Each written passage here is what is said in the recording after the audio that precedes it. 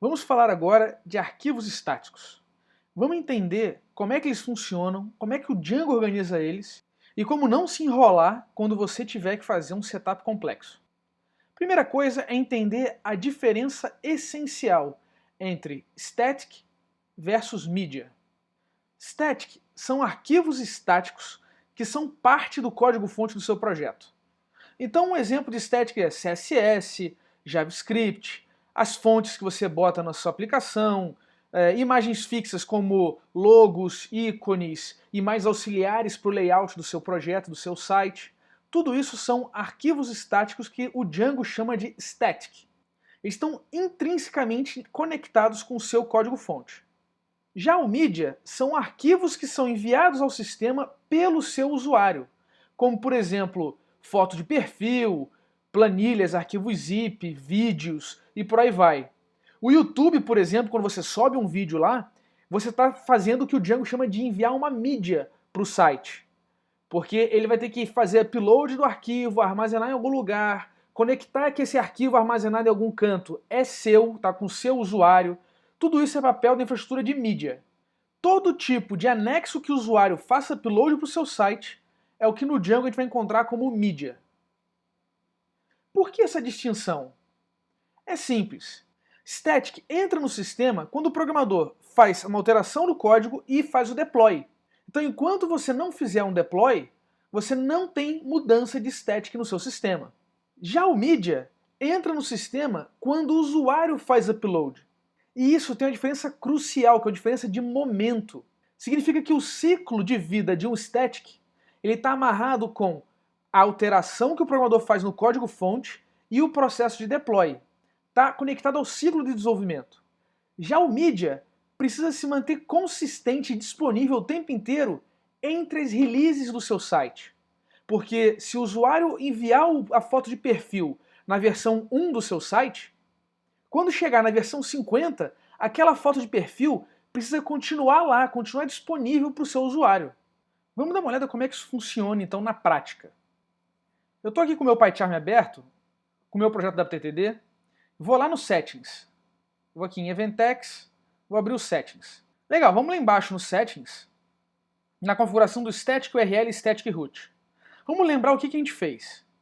Então, Static URL, a gente diz que a URL onde vão estar os arquivos estáticos é /static/. Beleza. Isso vai ser usado lá no nosso template, quando a gente usar o template tag static, para gerar o caminho dos nossos arquivos estáticos. E o static root a gente definiu como sendo o base_dir, que é o nosso diretório de trabalho da WebTTD, o subdiretório static files dentro dele. Como você pode ver na nossa estrutura de projeto aqui, esse diretório static files ainda não existe. Beleza, vamos chegar lá. Aqui no meu ponto .env você pode ver também que eu estou com debug igual a true, que é o que eu costumo usar para desenvolvimento, naturalmente. Vamos fechar esse cara aqui, agora vamos no terminal, vamos rodar o nosso servidor de desenvolvimento. Então eu estou aqui com o meu virtual env ativado, no diretório da WebTTD, e vou executar manage run server. Beleza, ele iniciou meu processo e eu vou abrir o site. Maravilha. Então a gente está aqui usando o run server e com o debug igual a true. Vamos usar agora o run server com debug igual a false e ver o que acontece. Como a gente está usando o decouple, eu não preciso mudar o meu ponto .env para poder executar o run server com debug igual a false. O decouple, ele lê da variável de ambiente e se não tiver o valor lá, ele lê do ponto .env. Então no Unix, ou seja, no Mac ou no Linux, eu posso fazer dessa maneira. Debug igual a false, manage, run server. Ele vai abrir o meu processo e agora eu posso vir aqui abrir de novo o cara. Olha que interessante, ele me mostra só o esqueleto. Se você fizer esse experimento botando o debug false e ele não mostrar só o esqueleto, dá uma olhadinha, dá um refresh no seu navegador, porque ele pode estar pegando do cache. Veja então que ele aqui exibiu só o HTML, não exibiu nem o CSS, nem o JavaScript, nem as imagens. Vamos ver no nosso terminal como é que fica. Olha que interessante. Ele diz que o acesso à barra static com os URLs das imagens está dando 404, not found. E no meio do log, ele exibe uns erros aqui, ó, dizendo que o arquivo com esse caminho todo aqui não existe. E olha de onde ele está buscando. Ele está buscando no nosso diretório de trabalho, no barra static files. Exatamente o que a gente configurou no static root. Isso porque o debug está false. E quando o debug está false, o Django não facilita a nossa vida, ele não liga para os arquivos estáticos, ele não está nem aí para servir os arquivos estáticos.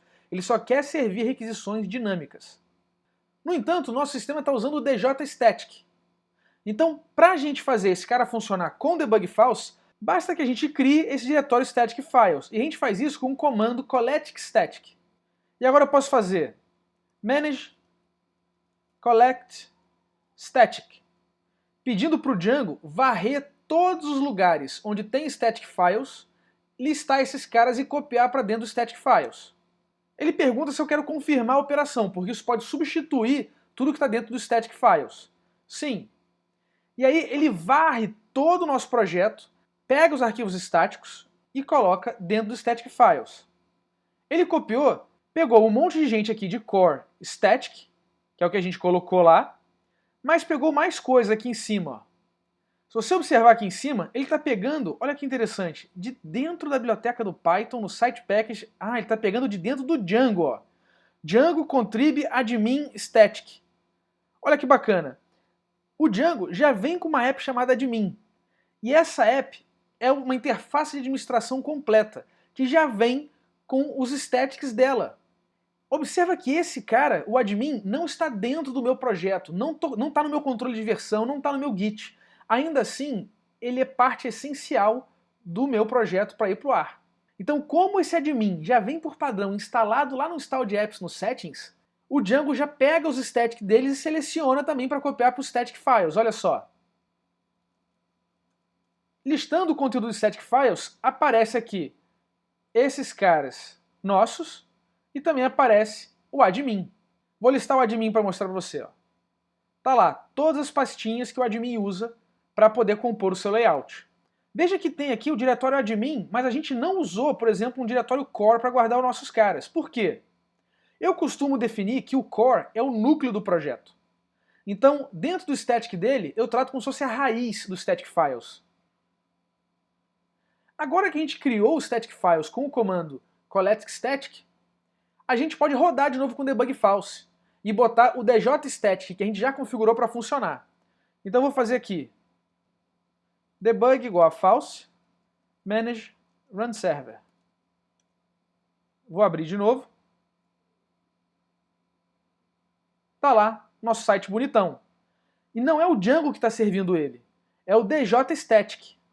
Isso é bem relevante, porque o Django ele não garante a segurança do serviço dos arquivos estáticos. O djstatic sim. Apesar de não ser tão eficiente, porque o djstatic ainda está passando pelo processo Python. Vamos fechar essa janela, voltar no PyCharm e desligar o djstatic para fazer um experimento. Dou um Ctrl C, volto no PyCharm. Olha que interessante que apareceu aqui o nosso static files, com todos os nossos diretórios. Esse cara não pode ir para o Git, porque ele é gerado toda vez que eu rodo o collectStatic.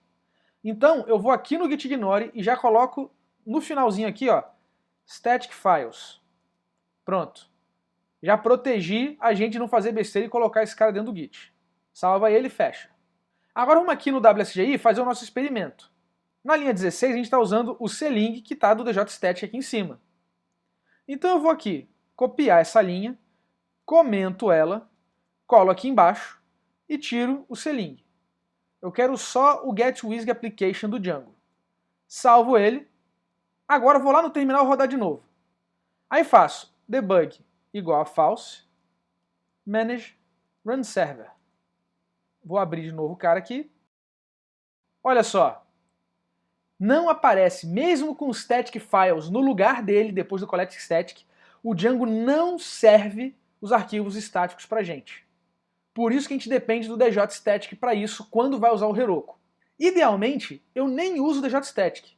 Eu coloco os arquivos estáticos em um outro lugar, tipo na Amazon, um outro servidor. Vamos fazer um experimento radical com Python aqui para você ver como é que fica isso. E agora eu vou precisar de uma outra janela do terminal. Nessa nova janela, eu vou lá dentro do nosso static files. Então vem aqui, wttd static files. O Python já vem com baterias. Você já sabe disso. Então, ele obviamente tem um servidorzinho HTTP para a gente brincar. Então eu faço aqui Python, "-m", http.server, e a porta que eu vou botar é 8001. E assim ele inicia o servidor HTTP a partir do diretório static files na porta 8001. Vamos abrir o nosso navegador para ver como é que é isso. Aqui eu posso fazer http localhost 8001. Atente que o Django usa 8000 e a gente está usando a 8001. Maravilha! Observa que a gente está usando a 8001, mas o Django usa a 8000. Olha só que ele tem aqui a listagem de todos os arquivinhos que estão dentro da nossa raiz do HTTP Server, que é o diretório do Static Files. Então eu posso vir aqui, por exemplo, em IMG, e vir aqui, ó, pegar o background. Está aqui a nossa foto bacaninha. Legal. Agora eu vou fechar esse cara, deixo o servidorzinho rodando aqui, bacana nessa tela, vou lá no meu PyCharm. Aqui no PyCharm, eu deixo o WSGI desse jeito aqui, vou lá nos Settings para mudar o Static URL. E aqui o que eu quero fazer? Eu quero, na verdade, que o Static URL seja http://localhost 8001. Assim. Agora eu vou rodar o servidor com debug false. Lembra que o Django não serve os arquivos estáticos. Volto no terminal. Maravilha, agora eu faço debug igual a false, manage, run server. E vou abrir o meu site. Olha que interessante. Funciona. Eu estou aqui na porta 8000. Não estou na 8001. Agora, quando eu vier aqui embaixo, por exemplo, na foto do patrocinador, botão direito aqui, ó, abrindo uma nova aba, olha que interessante, tá aqui localhost 8001. Porque aquela template tag que a gente usa no index.html tá usando o static URL para acessar esse cara num domínio, num lugar fora de onde é a nossa aplicação Django. Poderia ser a Amazon, por exemplo. Poderia ser a Akamai, que é uma CDN, uma Content Delivery Network. E olha o terminal como é que fica, que maneiro. Eu tenho aqui, no nosso Django, só bate o barra. Só o index.html que a gente vai mostrar que é a página do site. E todas as outras requisições dos arquivos estáticos vieram aqui para o nosso outro HTTP Server bacaninha, simulando a nossa Amazon S3. Dessa maneira eu consigo ter um servidor aqui com o Django, tudo bacana, só focado em páginas dinâmicas, e um outro servidor especialista em arquivos estáticos, só focando em arquivos estáticos.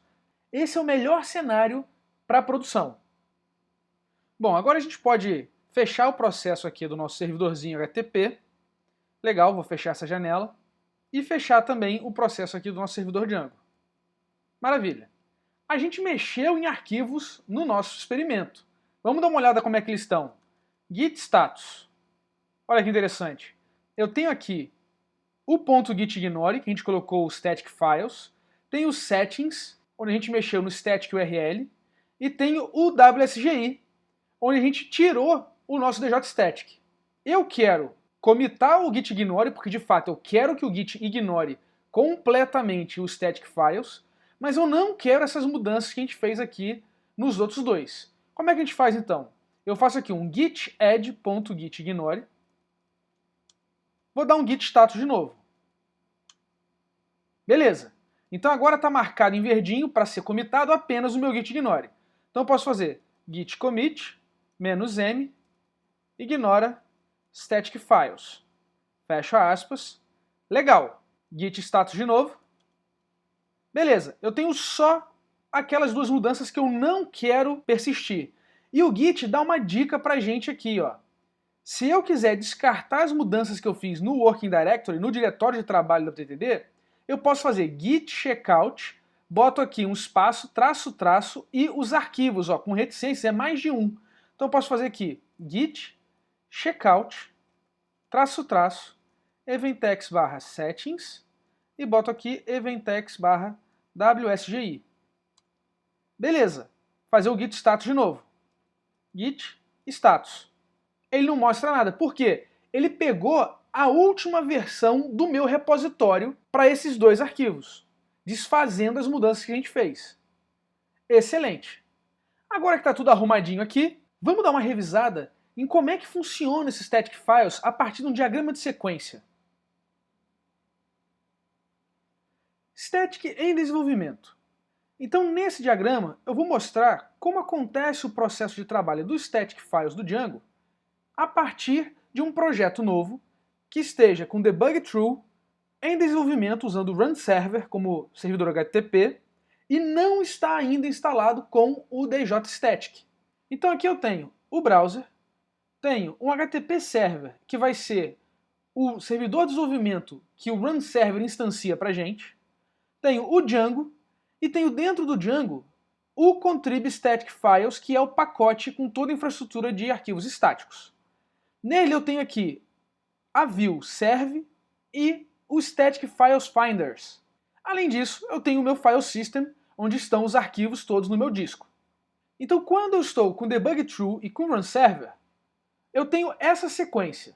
O navegador manda uma requisição GET em, por exemplo, http localhost porta 8000, que é o servidor do Django, /static /img /logo.png.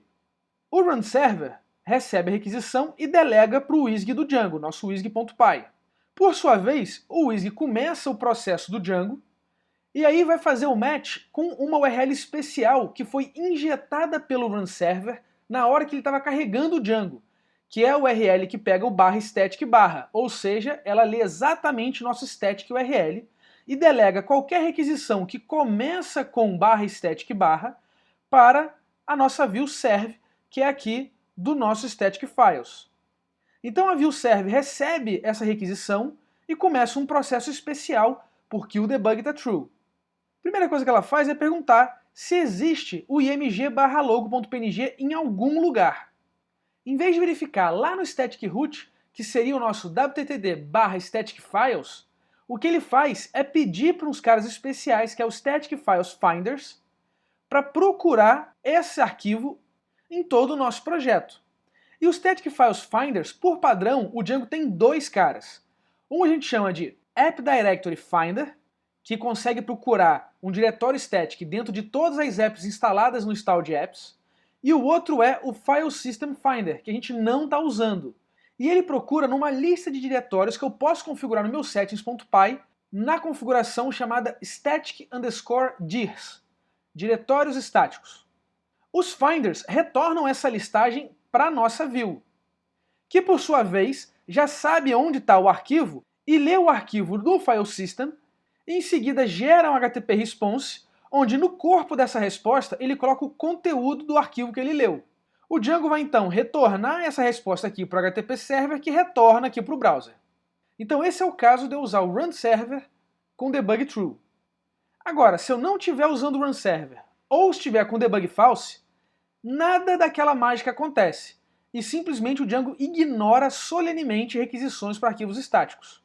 Então, se chegar uma requisição para arquivos estáticos, vem aqui para o run server, para o HTTP server, delega para o WSGI, que vai passar o processo do Django, não vai encontrar nenhuma URL especial, nenhuma rota para arquivos estáticos e vai retornar 404.